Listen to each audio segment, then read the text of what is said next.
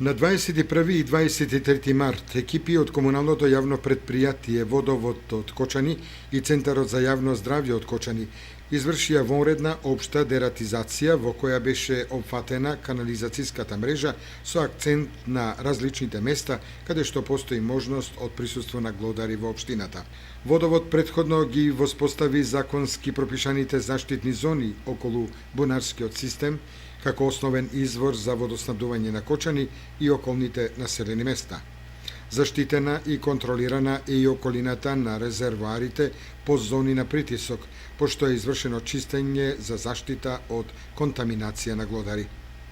Со вонредната дератизација е опфатена и градската депонија во Кочани, зашто се употребени соодветни хемиски препарати.